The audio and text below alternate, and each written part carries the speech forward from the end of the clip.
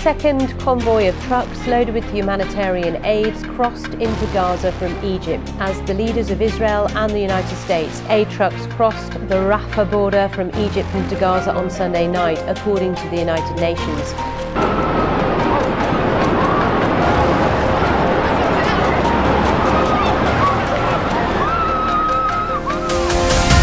Tak mau warga Gaza kelaparan, Iran kirim 200 truk bantuan logistik ke Gaza. Bayangkan, di tengah puing-puing dan langit yang dipenuhi asap, ribuan warga Gaza bertahan hidup dengan sisa harapan. Anak-anak menangis kelaparan, ibu-ibu memeluk bayi mereka dengan mata basah, dan dunia hanya bisa menyaksikan. Tapi hari ini, satu suara dari timur bergerak.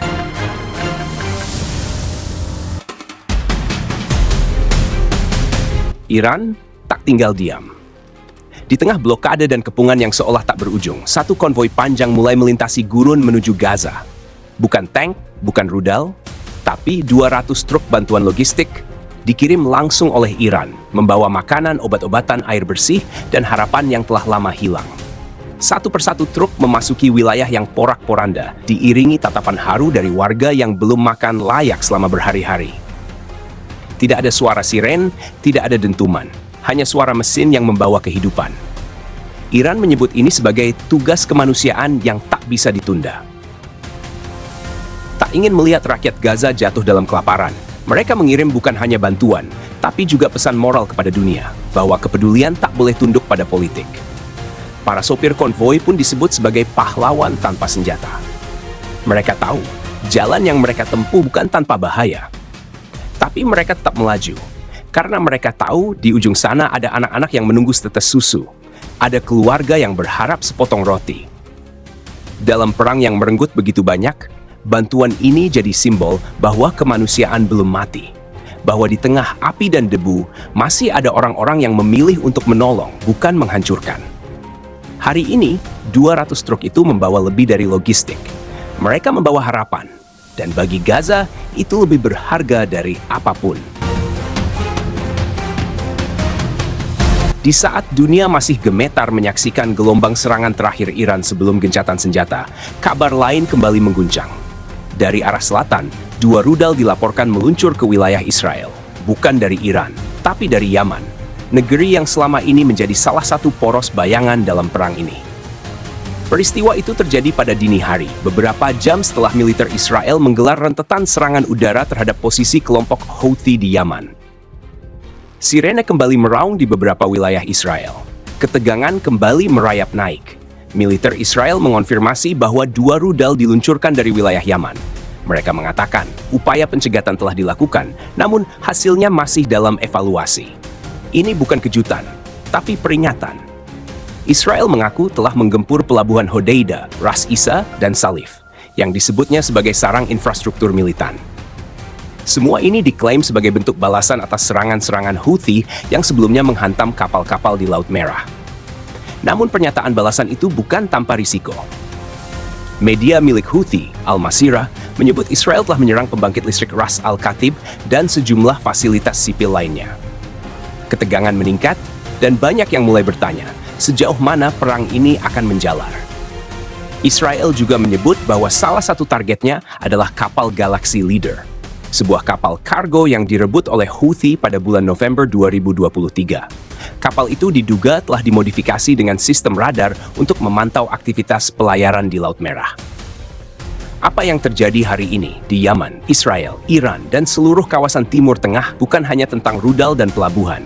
Ini adalah tentang nyawa, tentang anak-anak yang tumbuh dalam suara ledakan, tentang keluarga yang kehilangan rumah, harapan, dan rasa aman. Di balik dentuman ada jeritan. Di balik klaim militer, ada kehancuran sipil. Dan di balik setiap serangan, ada kenyataan pahit. Perdamaian semakin jauh dari jangkauan. Ketika konflik tak lagi mengenal batas geografi, dan serangan bisa datang dari segala arah, mulai dari Iran hingga Yaman, rakyat Israel mulai kehilangan rasa aman. Di ruang digital, media sosial menjadi tempat pelarian bagi jutaan warga yang ingin menyuarakan kekhawatiran, kekecewaan, dan keputusasaan mereka. Inilah suara-suara mereka yang mewakili luka dan ketakutan yang tak bisa lagi disembunyikan. Saya benar-benar tidak mengerti bagaimana semuanya bisa memburuk secepat ini. Pertama, rudal dari Iran, sekarang dari Yaman. Kami diserang dari segala arah, dan satu-satunya respons dari para pemimpin adalah serangan balasan. Tidak ada strategi, hanya kekacauan. Putra saya bertugas di Angkatan Laut, dan sekarang mereka bicara tentang serangan ke pelabuhan di Hodeida. Saya tidak bisa tidur di malam hari. Saya hanya ingin tahu dia akan pulang dengan selamat. Mengapa kita terus berada dalam perang yang tidak pernah berakhir? Saya dulu bangga bertugas di militer, tapi sekarang yang saya rasakan hanya ketakutan. Iran, Yaman, Hamas, kami dikepung. Dan negara kami, mereka hanya bicara tentang daya gentar, tapi di mana perlindungannya? Setiap kali saya mendengar ada rudal baru, saya kembali dilanda kecemasan. Baru saja kita bicara tentang gencatan senjata, tiba-tiba serangan kembali. Rasanya seperti lingkaran penderitaan yang tak berujung. Respons pemerintah terhadap serangan Houthi terlihat seperti upaya putus asa untuk menunjukkan kekuatan. Tapi kenyataannya, kita kehilangan kendali. Di mana dunia? Mengapa tak ada yang benar-benar turun tangan? Ketika mereka menyerang pelabuhan Salif atau pembangkit listrik, mereka tidak hanya menyerang teroris, mereka juga menghancurkan kehidupan warga sipil. Lalu heran mengapa dunia membenci kita. Ini tidak bermoral dan tidak cerdas. Masalahnya bukan hanya soal keamanan, tapi juga mental. Kami hidup dalam ketakutan setiap hari.